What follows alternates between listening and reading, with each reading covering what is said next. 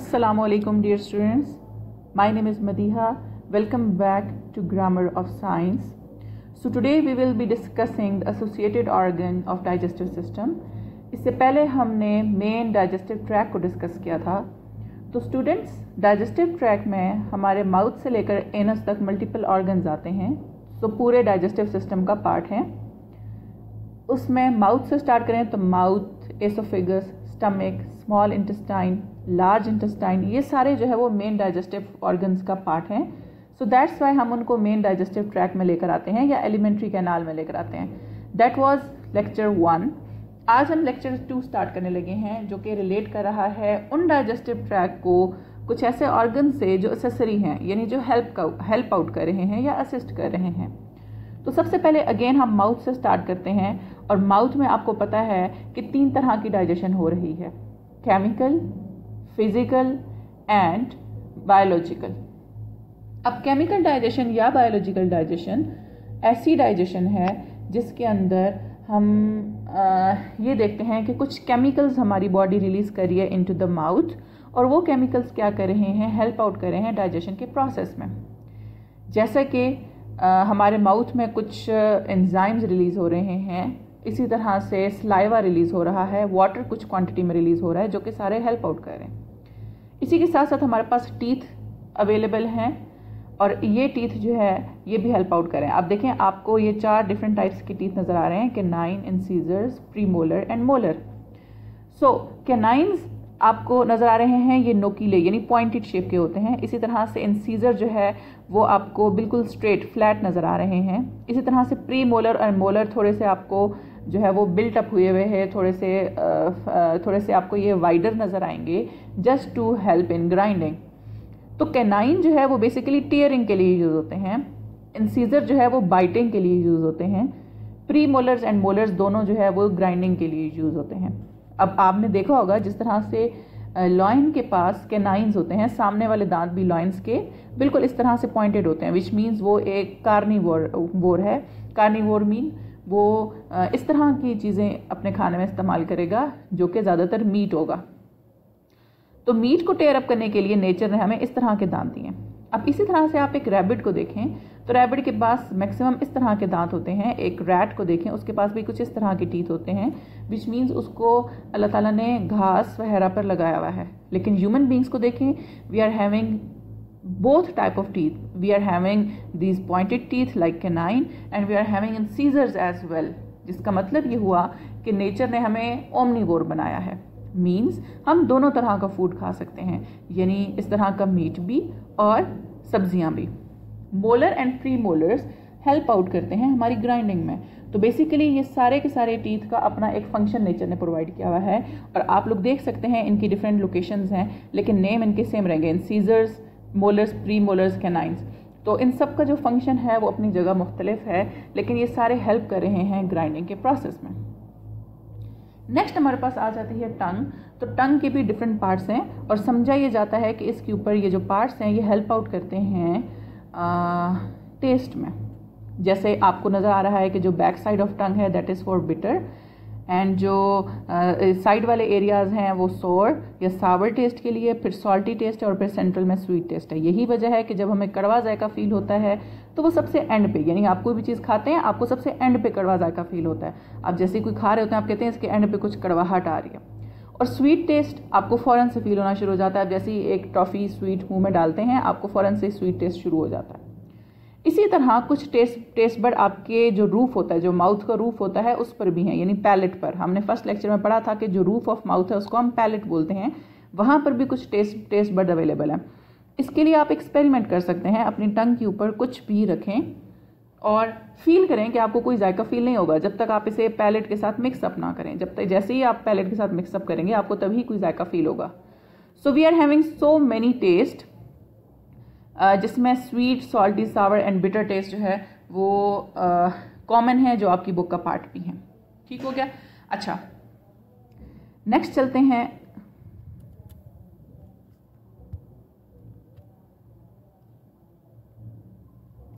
Okay, for the next part we are having the salivary glands, जो कि हमारे mouth में अवेलेबल हैं. सलाइवरी ग्लैंड्स हमारे पास 3 मेन जगहों से रिलीज हो रहे हैं। आपको यहाँ पर माउथ नज़र आ रहा है। पहला जो पार्ट है that is sublingual part. Lingual linguistic से निकला है जिसका मतलब है ज़बान, यानी सब मीन उसके नीचे या उसके साथ। तो सबलिंगुअल इसका मतलब है कि ज़बान के नीचे साइड वाली जगहों से जो भी सलाइवा रिलीज होगा दैट विल बी सबलिंगुअल। सब mandibular, mandibular is called the jaws. तो जॉज के साथ या उसके अंडर जो भी चीज़ रिलीज होगी वो सब मैंडिबुलर कहलाएगी। Parotid is basically near the ear area, जैसे यहाँ पर भी आपको नजर आ रहा है। तो पैरोटिड ये वाले ग्लैंड्स हैं, सबलिंगुअल ये वाले ग्लैंड्स हैं और सब मैंडिबुलर ये वाले ग्लैंड्स हैं। बेसिकली इन तीनों ग्लैंड्स का काम ये है कि जब भी ये किसी चीज़ को सेंस करेंगे इन्हें दिमाग से मैसेज जाएगा। जैसे हमारे घर में अक्सर कुछ अच्छा खाना बना हो जैसा कि बिरयानी, तो हमारे इन टेस्ट बड्स को पता चल जाता है एंड दिल स्टार्ट रिलीजिंग द सलाइवा। जो हमारी थूक है वो हमारे मुंह में बन रही है just with the help of these glands. और इन ग्लैंड्स में इसके अंदर ना सिर्फ सलाइवा होता है बल्कि सलाइवा अपने साथ कुछ वाटर का कंटेंट और कुछ एंजाइम्स लेकर आता है। तो स्टूडेंट्स, एंजाइम्स वो केमिकल्स हैं जो कि हमारे फूड को यहीं पर यानी मुंह के अंदर ही तोड़ना शुरू कर देते हैं। और जैसा कि मैंने आपको फर्स्ट लेक्चर में 3 क्लासेस बताई थी, कार्बोहाइड्रेट्स, प्रोटीन्स एंड फैट्स, ये 3 मेन हैं जिनसे हम एनर्जी गेन करते हैं। तो कार्बोहाइड्रेट वो पहले पार्ट हैं जो कि हमारे मुंह के अंदर ही डाइजेस्ट होना शुरू हो जाते हैं। क्यों? क्योंकि सलाइवा के अंदर वो एंजाइम मौजूद हैं जो कार्बोहाइड्रेट को डाइजेस्ट करते हैं। हम एंजाइम्स के बारे में आगे पढ़ेंगे। यही वजह है कि जो हमें सबसे पहले जो एनर्जी चीज़ देगी वो कार्बोहाइड्रेट्स होंगे। अगर आप रोटी चावल खाएंगे तो आपको जल्दी एनर्जी मिलेगी, जल्दी आप एनर्जेटिक फील करेंगे। जबकि आप एक एग लेंगे तो आपको थोड़ी देर बाद एनर्जी मिलेगी, क्योंकि माउथ के अंदर प्रोटीन की डाइजेशन नहीं होती, आगे जाके स्मॉल इंटेस्टाइन में होती है। ठीक है, स्टमक के अंदर और स्मॉल इंटेस्टाइन के अंदर। इसी तरह से आप फैट्स लेंगे, वो भी स्मॉल इंटेस्टाइन के अंदर जाके डाइजेस्ट होंगे, हमें एनर्जी उनकी लेट मिलेगी। लेकिन कार्बोहाइड्रेट्स की एनर्जी जल्दी मिल जाएगी because they start in their digestion into the mouth. Okay, so saliva हमारे सलाइवरी ग्लैंड्स का फंक्शन क्या है? They will produce saliva, they will break down the food and that will help in swallowing. अगर यहीं पर हमारा food छोटे छोटे पीसेस में ग्राइंड एंड कन्वर्ट हो गया है किसी दूसरी सिमिलर स्मॉलर फॉर्म में, तो एसोफेगस में उसकी मूवमेंट आसान हो जाएगी। और एसोफेगस के अंदर जो मूवमेंट है उसको हम पेरिस्टोलिसिस बोलते हैं, जिसको हम आज डिस्कस करेंगे। नेक्स्ट हमारे पास आ जाता है लिवर, और लिवर के बारे में हम कंप्लीट आगे पढ़ेंगे। लेकिन अभी आप देख लें इसकी लोब्स हैं। लोब्स मतलब इसके 2 हिस्से हैं, 2 बाजू हैं। एक आपको इसका जो है वो राइट लोब मिलेगा और एक आप उसके लेफ्ट लोब मिलेगा। ठीक है, अब राइट लोब जो है वो आपको बड़ा नज़र आ रहा है और लेफ्ट लोब जो है वो आपको स्मॉलर नज़र आ रहा है। आप इस लिवर के साथ एक छोटा सा एक और ऑर्गन देखते हैं ग्रीन कलर का, that is known as gall bladder. तो स्टूडेंट्स, गॉल ब्लैडर बेसिकली वो थैला है, वो स्टोरेज सैक है जिसके अंदर बाइल आके स्टोर होगा, और लिवर वो मेन पार्ट है जो बाइल बनाएगा। नो डाउट लिवर के बहुत ज़्यादा फंक्शन है ह्यूमन बींग्स के अंदर, लेकिन इसका मेन फंक्शन ये भी है कि ये बाइल बनाता है। अब बाइल कुछ भी नहीं है, बाइल बेसिकली एक ग्रीन कलर का एक लिक्विड है जिसके अंदर मल्टीपल टाइप्स के सॉल्ट्स हैं, और इसका सिर्फ एक ही काम है कि फैट्स को, बड़े बड़े फैट्स के पार्टिकल को छोटे छोटे फैट्स के पार्टिकल में कन्वर्ट करना। ओके, जब बाइल इसके अंदर आएगा तो वो कुछ देर के लिए स्टोर होगा अनटिल एंड अनलेस यहाँ स्टमक से कोई, हमारे मुंह से कोई ऐसी चीज़ आए जिसके अंदर फैट मौजूद हो, तब बाइल यहाँ से रिलीज होकर सीधा स्मॉल इंटेस्टाइन के पहले पार्ट में आ जाएगा, that is known as duodenum. So यहाँ पर हमारे पास गॉल ब्लैडर आ जाता है। गॉल ब्लैडर बेसिकली स्टोर करता है बाइल को जो कि लिवर से रिलीज होता है, और फिर इसको स्मॉल इंटेस्टाइन में भेज देता है, वहाँ जाके डाइजेशन करता है। फिर आ जाते हैं जी पेंक्रियाज, और पेंक्रियाज का बेसिक काम पेंक्रिएटिक जूस बनाना है। पेंक्रियाज जो है वो आपको इस जगह पर मिलेगा, ये आपको एक लंबाई एलोंगेटेड फॉर्म में एक फॉर्म नजर आ रही है, दैट इज पेंक्रियाज। पेंक्रियाज के साथ स्प्लीन नजर आ रहा होगा, लेकिन स्प्लीन जो है वो हम हेल्प आउट करता है इम्यूनिटी के अंदर, जबकि पेंक्रियाज हेल्प आउट करता है different endocrine and exocrine hormone release करने में। अगर आप लोगों को मेरी किसी भी बात की समझ नहीं आती, you can just click into the comment box and I will just give you the answer. Okay, तो यहाँ पर पेंक्रियाज है जो कि हेल्प आउट करता है releasing multiple hormones, multiple juices. वो जूसेस डायरेक्ट ब्लड में भी जा सकते हैं, वो जूसेस डायरेक्ट स्मॉल इंटेस्टाइन में भी आ सकते हैं। क्योंकि हम अभी डिस्कस कर रहे हैं स्मॉल डाइजेशन के प्रोसेस को, तो इसलिए हम स्मॉल इंटेस्टाइन की तरफ आने वाले जूसेस का जिक्र करेंगे जो कि बेसिकली हेल्प करते हैं in digestion of protein, in digestion of carbohydrates. तो यहाँ पर बेसिकली डाइजेशन में एड होता है, पेंक्रियाज कर रहा है। ओके, तो ये हमारे पास ये जो सारा हमने पढ़ा ये बेसिकली था डाइजेशन के एसोसिएटेड ऑर्गन्स, जिनमें हमने कहा माउथ आता है and mouth contain tongue and teeth mainly, जो कि हेल्प आउट करते हैं। इसके अलावा सलाइवरी ग्लैंड्स हैं जो कि माउथ में अवेलेबल हैं, लिवर है, गॉल ब्लैडर है एंड पेंक्रियाज है। तो ये सारी चीज़ें हेल्प आउट कर रही हैं बेसिकली डाइजेशन में। अब इनके अंदर कौन कौन से केमिकल्स रिलीज हो रहे हैं वो हम आगे डिस्कस करेंगे। ओके, तो अब माउथ से स्टार्ट करते हैं। तो मैकेनिकल, जैसा कि मैंने फर्स्ट पेज पे बताया, फर्स्ट स्लाइड पे, कि हमारे पास 3 तरह की डाइजेशन हो रही है पूरी बॉडी के अंदर। या तो वो केमिकल होगी, यानी कोई केमिकल हेल्प आउट कर रहा होगा, just like saliva in our mouth and enzymes in our body. या तो वो मैकेनिकल होगी, यानी मूवमेंट से होगी। मैकेनिकल मीन मूवमेंट, जैसे स्टमक हमारा मूव करता है, हमारा माउथ मूव करता है, हमारी इंटेस्टाइन मूव करती हैं। तो जैसे वो मूव करती हैं उनके अंदर से चीज़ें जो है वो पास आउट होती हैं, मिक्सिंग होती है, ग्राइंडिंग होती है, क्रशिंग होती है। इसी के साथ साथ होती है physical digestion. Physical digestion mean physically हमारा मुंह दांतों की मदद से हमारे फूड को ग्राइंड कर रहा है। So that is physical digestion. तो 3 तरह की डाइजेशन है, केमिकल, मैकेनिकल एंड फिजिकल। तो केमिकल में केमिकल रिलीज होंगे, मैकेनिकल में कोई ना कोई मूवमेंट होगी, मैकेनिक्स यानी मशीन से निकला है, और फिजिकल में कोई ना कोई फिजिकल स्ट्रक्चर इन्वॉल्व होगा, जैसे कि हमारी मुंह में टीथ। अब हमारे पास स्वेलिंग, स्वेलिंग मतलब निगलना। ठीक, निगलने के बाद जो भी फूड होगा, बेसिकली जब हम मुंह के अंदर फूड लेकर आते हैं, इसको हम बाइट बोलते हैं। हमने बाइट कर लिया, ठीक है। अब मुंह के अंदर क्या हो जाएगा, वो बोलस बन जाएगा, ठीक है। मुंह के अंदर वो सारा फूड मिक्सअप होकर बोलस बनेगा। बोलस इस मूव करेगा इस इस एसोफेगस में, और एसोफेगस आगे जाके स्टमक के बाद काइम बना देगा। काइम जब आगे जाएगा स्मॉल इंटेस्टाइन और लार्ज इंटेस्टाइन, स्मॉल इंटेस्टाइन में मूव करेगा तो काइल कहलाएगा, और काइल जब लार्ज इंटेस्टाइन में मूव करेगा तो वो फीकल मटेरियल कहलाएगा, और जब वो हमारी बॉडी से एलिमिनेट हो रहा होगा तो हम उसे फीसेस कहेंगे। तो फूड एक ही है, लेकिन उसके मल्टीपल जगहों की वजह से, मल्टीपल उसकी फॉर्म्स की वजह से उसके डिफरेंट नेम्स नेचर ने रख दिए। जैसे बाइट हो गया, फूड हो गया बाइट, बोलस, खाइम, स्मॉल इंटेस्टाइन में काइल, लार्ज इंटेस्टाइन में फीकल मटेरियल एंड एनस से फीसेस। ठीक हो गया। अब यहाँ पे आपको लग रहा है कि कुछ इस तरह के मसल्स हैं जो कि सर्कुलर और लॉन्गिट्यूडनल मसल्स कहलाते हैं, और ये आपस में एक दूसरे के साइमल्टेनियसली वर्क करते हैं। जैसे सर्कुलर मसल्स आपको क्लोज नजर आ रहे हैं एंड लॉन्गिट्यूडनल मसल रिलैक्स नजर आ रहे हैं। इसका मतलब है by the simultaneous contraction and relaxation of circular and longitudinal muscles, the bolus inside the esophagus will move to the stomach from the mouth. मुंह से बोलस इस स्टमक तक आएगा इस मोशन की वजह से, जो मोशन बार बार कॉन्ट्रैक्ट और रिलैक्स हो रही है। तो इस मोशन को, जो कि फूड को अपर साइड से डाउनवर्ड लेकर आती है, इसको हम बोलते हैं पेरिस्टाल्टिक मूवमेंट या पेरिस्टालसिस। अब अगर किसी बंदे को मान लें उल्टी आ गई है या वॉमिट हो गई है, तो स्टमक से वापस फूड जाएगा माउथ के थ्रू बाहर, so that will B anti peristalsis. तो पेरिस्टालिसिस गुड मूवमेंट है जो डाउनवर्ड आ रही है ग्रेविटी की वजह से, और एंटी पेरिस्टाल्टिक मूवमेंट अपवर्ड होगी वापस अगर इनकेस किसी को वॉमिट स्टार्ट हो जाती है। ओके, तो स्वेलिंग के केस में पहला ओरल प्रिपरेटरी फेस होगा, जहाँ पे हमारा माउथ प्रिपेयर करेगा उस फूड के बोलस को ताकि वो डाउनवर्ड मूव करे। ओरल ट्रांसपोर्ट फेज में वो back side of the mouth जाएगा, जिसको हम फेरेंक्स बोल रहे हैं।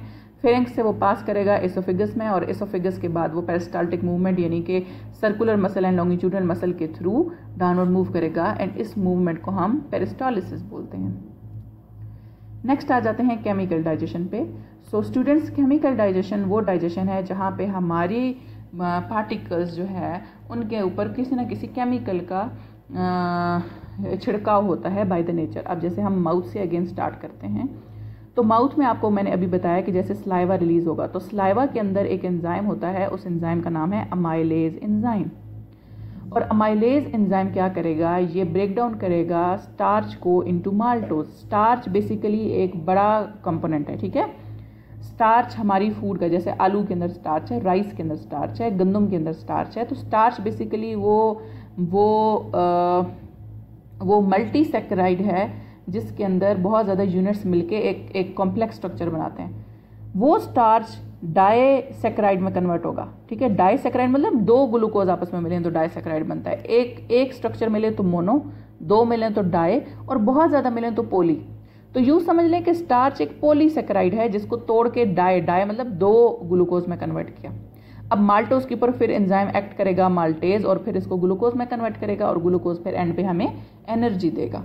तो बेसिकली यहाँ पर अमाइलेज यानी मुंह के अंदर ही अमाइलेज एंजाइम कन्वर्ट कर देता है स्टार्च को माल्टोज में, ताकि आगे जाके हमारे लिए आसानी हो।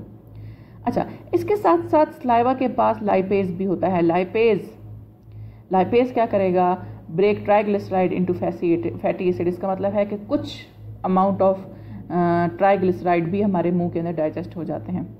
तो अब जो फूड को च्यू करेंगे, च्यू मतलब इसको छोटे छोटे हिस्सों में तब्दील करना, तो फिर वो बोलस बन जाएगा, और बोलस जो है वो पुश डाउन होगा इनटू एसोफेगस।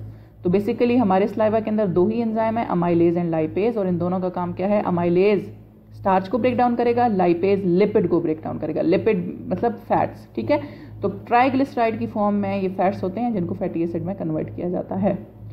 यहाँ पर भी आप देख सकते हैं ये एंजाइम है अमाइलेज, सलाइवा के अंदर ये ब्रेक डाउन करेगा स्टार्च को छोटे छोटे, ये देखें स्टार्च है बड़ा, स्टार्च में एक लंबी लाइन है, इसको हम पॉलीसैकेराइड बोल रहे हैं पिंक कलर की। फिर ये दो मॉलिक्यूल बन गए, तो इन दो मॉलिक्यूल को हम माल्टोज बोल रहे हैं, और माल्टोज आगे जाके स्टमक या स्मॉल इंटेस्टाइन में ग्लूकोज में कन्वर्ट होगा, और ग्लूकोज हमारे सेल्स में जाके एनर्जी प्रोवाइड करेगा। Next is digestion in stomach. तो स्टमक के अंदर एक मल्टी स्टेज डाइजेशन का प्रोसेस होता है। इसमें आप मेन सुन लें, मेन जो है वो पेप्सिनोजेन ने पेप्सिन में कन्वर्ट होना होता है, और पेप्सिन आगे जाके प्रोटीन्स को तोड़ता है। सेम जिस तरह से पॉलीसैकेराइड था, फिर डाइसैकेराइड, फिर मोनोसैकेराइड, इसी तरह से प्रोटीन के लंबे मॉलिक्यूल को पॉलीपेप्टाइड, फिर डाइपेप्टाइड, फिर मोनोपेप्टाइड कहते हैं। तो प्रोटीन ने भी उसी तरह से बड़े मॉलिक्यूल यानी मैक्रो मॉलिक्यूल से टूटकर छोटे मॉलिक्यूल्स में कन्वर्ट करना होता है। सबसे पहले स्टेज में इस पूरे स्टमक के आसपास जो है वो इसकी लाइनिंग फिलअप कर दी जाएंगी म्यूकस से। म्यूकस क्या करेगा, इस स्टमक की वॉल को बचाएगा, जब बाद में इसके अंदर हाईली एसिडिक कंटेंट डाला जाएगा जिसको हम HCl बोलते हैं। HCl आने की वजह से स्टमक की वॉल्स डिसॉल्व हो सकती हैं, स्टमक की वॉल्स को डिस्ट्रप्शन हो सकती है, ये यहाँ से गल सड़ सकती हैं। यही वजह है कि नेचर सबसे पहले यहाँ पे म्यूकस रिलीज करेगी। म्यूकस जैसे आएगा तो वो सारी स्टमक की लाइनिंग को कवर अप कर लेगा। अब जैसे ही एसिड आएगा, अब इस एसिड के अंदर ये खसूसियत है कि ये एक ब्लेड को अपने अंदर डिसॉल्व कर सकता है। इसकी pH इतनी थोड़ी होती है, इसकी pH अराउंड अबाउट 1.5 to 2.5 होती है, जिसमें अगर आप अपना हाथ डालें तो हाथ कंप्लीटली डिसॉल्व हो जाए। तो बेसिकली इस एसिड का काम क्या होता है, ये इनएक्टिव फॉर्म ऑफ एंजाइम यानी पेप्सिनोजेन को एक्टिव फॉर्म ऑफ एंजाइम में कन्वर्ट करेगी, जिसको हम पेप्सिन बोलते हैं। तो याद रखें, ऐसे एंजाइम्स जो कि हमारी बॉडी के लिए ठीक नहीं होते वो हमेशा इनएक्टिव फॉर्म में रहते हैं, और जैसे ही टाइम आता है नेचर ऑटोमेटिकली उनके लिए फेवरेबल कंडीशन बनाती है। जैसे यहाँ पर HCl आया और HCl ने क्या किया, pH को कम कर दिया। जब pH कम हुई तो पेप्सिनोजेन ऑटोमेटिकली पेप्सिन में कन्वर्ट हो गया। ठीक है, अब सवाल तो ये है कि ये पेप्सिनोजेन एक्टिव फॉर्म में हमेशा क्यों नहीं रह सकता। तो जवाब ये है कि पेप्सिनोजेन का काम है प्रोटीन को छोटे छोटे पीसेस में तोड़ देना। अगर ये हमेशा एक्टिव फॉर्म में रहे तो आपकी बॉडी के जो स्ट्रक्चर्स हैं, जो आपकी बॉडी के हिस्से हैं, जो ऑर्गन्स हैं, ये सारे भी तो प्रोटीन से मिलकर बने हैं। तो ये पेप्सिनोजेन उन प्रोटीन्स को भी खा लेगा और आपके स्ट्रक्चर्स अंदर से ख़त्म होना शुरू हो जाएंगे। यही वजह है कि जब टाइम आता है, जब फूड अंदर आता है, उससे पहले ही म्यूकस इधर सारा रिलीज़ हो जाता है। म्यूकस रिलीज़ होने से के बाद HCl आएगा। जब HCl आएगा तो पेप्सिनोजेन पेप्सिन में कन्वर्ट हो जाएगा। अब पेप्सिन इन पॉलीपेप्टाइड्स पे एक्ट करेगा, पॉलीपेप्टाइड्स को कन्वर्ट करेगा डाइपेप्टाइड में। ठीक है, तो प्रोटीन बेसिकली इधर डाइजेस्ट होती है। अच्छा, इसके साथ साथ रेनिन आता है। रेनिन बेसिकली हेल्प करता है प्रोटीन मिल्क की प्रोटीन की डाइजेशन में। अच्छा, अब इस सब की वजह से यानी ये एंजाइमेटिक डाइजेशन हुई है स्टमक के अंदर, इनकी वजह से जो भी हमारे पास बोलस था वो अब काइम में कन्वर्ट हो गया है। और chyme basically semi liquid mixture है। सेमी लिक्विड मिक्सचर अब चला जाएगा स्मॉल इंटेस्टाइन के फर्स्ट पार्ट में, जिसको हम ड्यूडेनम बोलते हैं। तो आइए देखते हैं ड्यूडेनम के अंदर कैसे डाइजेशन होगी। अब ड्यूडेनम के अंदर 3 मेन फंक्शंस हो रहे हैं। 3 मेन चीज़ें जो है वो अपना लिक्विड इधर दे रही हैं ताकि डाइजेशन हो सके।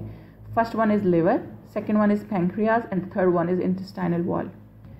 लिवर क्या कर रहा है, जैसे मैंने पहले बताया, बाइल दे रहा है, और बाइल का क्या काम है, फैट्स को डिसॉल्व करना, फैट्स को स्मॉल पीसेस में कन्वर्ट करना।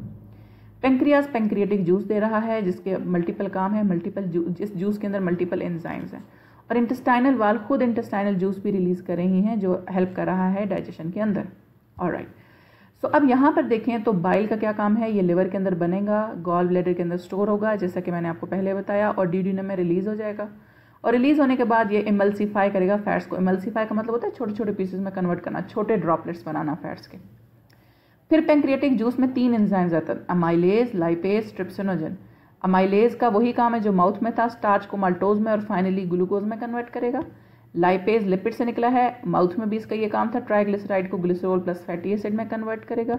और ट्रिप्सिनोजन बेसिकली इनएक्टिव फॉर्म है, जस्ट लाइक पेप्सिनोजन। ट्रिप्सिनोजन पहले एक्टिव फॉर्म यानी ट्रिप्सिन में कन्वर्ट होगी और उसका भी यही काम होगा कि वो बड़े बड़े प्रोटीन के मॉलिक्यूल को छोटे प्रोटीन के मॉलिक्यूल में कन्वर्ट करे, यानी पॉलीपेप्टाइड को डाइपेप्टाइड और फिर मोनोपेप्टाइड में कन्वर्ट करे। अब जब ये स्मॉल इंटेस्टाइन के ड्यूडेनम पार्ट में ये सारी चीज़ें हो गई तो सिक्रीशन जो है वो अब किस तरफ चली जाएगी, सेमी सॉलिड जो स्ट्रक्चर होगा वो जिजिनम एंड इलियम में मूव करेगा। ठीक है, अब यहाँ पे जो जिजिनम के अंदर जो एंजाइम रिलीज हो रहे हैं इसमें इरिप्सिन, एंटीरोकाइनेज, लैक्टेज, माल्टेज है। अब जो भी प्रोडक्ट ड्यूडेनम के अंदर बना वो आगे मजीद छोटे कंपोनेंट में कन्वर्ट होगा, जैसे पेप्टाइड्स अमाइनो एसिड्स बना देंगे, यानी सिंगल स्ट्रक्चर बन जाएगा इससे। एंटीरोकाइनेज का काम है कि वो ट्रिप्सिनोजन को एक्टिव करें तो ट्रिप्सिनोजन इधर ऊपर एक्टिव हो। लैक्टेज लैक्टोज को ग्लूकोज में कन्वर्ट करेगा, लैक्टोज मिल्क के शुगर को कहा जाता है, मिल्क के अंदर जो शुगर होता है उसको लैक्टोज बोलते हैं। इसी तरह से फ्रूट्स के अंदर के शुगर को फ्रुक्टोज बोलेंगे। माल्टोज ओवरऑल शुगर होता है जो गंदम चावल में होता है, तो माल्टोज भी ग्लूकोज में कन्वर्ट होगा। यानी सारे के सारे ट्राई कर रहे हैं कि वो अपनी छोटी से छोटी फॉर्म में आ जाएं ताकि जो भी आगे एब्जॉर्प्शन है, जो भी एनर्जी गेन है वो सारा इजी हो जाए। ठीक हो गया। अब यहाँ पर देखें तो स्टार्च सिर्फ एक कार्बोहाइड्रेट की एग्जांपल लें तो पहले सलाइवा के अमाइलेज आए थे माउथ में और उसने इसको डाइसेक्राइड में कन्वर्ट कर दिया। अब डाइसेक्राइड 3 फॉर्म के हैं, माल्टोज, सुक्रोज, लैक्टोज। अगर फ्रूट है तो सुक्रोज बनेगा, मिल्क है तो लैक्टोज बनेगा, बाकी कोई चीज़ है चावल गंदम है तो फिर वो माल्टोज बनेगा। अब माल्टोज आगे फिर ग्लूकोज में कन्वर्ट करेगा, सुक्रोज आगे फिर, अब देखें माल्टोज जब टूटता है तो 2 ग्लूकोज निकलते हैं, यानी glucose plus glucose is equal to maltose, यानी माल्टोज टूटा तो 2 ग्लूकोज निकले। इसी तरह सुक्रोज टूटा तो 1 ग्लूकोज 1 फ्रुक्टोज निकला। इसी तरह से लैक्टोज टूटा तो 1 ग्लूकोज 1 गैलेक्टोज निकला। तो बेसिकली ये 2 चीज़ें मिलकर 1 लैक्टोज बनाएंगी, ये 2 चीज़ें मिलकर 1 सुक्रोज बनाएंगी और ये 2 चीज़ें मिलकर 1 माल्टोज बनाएंगी। तो बेसिकली हमारा काम क्या है, हम बड़े मॉलिक्यूल से छोटे मॉलिक्यूल की तरफ आ रहे हैं। तो यहाँ पर आपने एंड पे एंजाइम के फंक्शन याद रखने के। इरिप्सिन का काम क्या है, पेप्टाइड्स को अमाइनो एसिड में कन्वर्ट करना। जैसे आपने यहाँ पर देखा था, ये पॉलीपेप्टाइड है। पॉलीपेप्टाइड मीन बड़े मॉलिक्यूल्स हैं, ये पॉलीपेप्टाइड डाइपेप्टाइड में कन्वर्ट होते हैं। ऑलराइट, नेक्स्ट हम देखेंगे एब्जॉर्प्शन इन स्मॉल इंटेस्टाइन, लेकिन ये एक बिल्कुल सेपरेट जो है वो इसका आ जाता है, एब्जॉर्प्शन का पोर्शन आ जाता है। हमने अभी तक केमिकल डाइजेशन पढ़ी है, केमिकल डाइजेशन के साथ साथ हमने एसोसिएटेड ऑर्गन्स पढ़े हैं। ठीक है, so for the next lecture we will be starting the next part that will be absorption. और एब्जॉर्प्शन बेसिकली क्या है कि हमारी बॉडी के जो अच्छे फूड पार्टिकल्स हैं वो हमारी बॉडी के अंदर चले जाएं और वहाँ जाके हमें एनर्जी प्रोवाइड करें और हमारे मल्टीपल कामों में हेल्प आउट करें।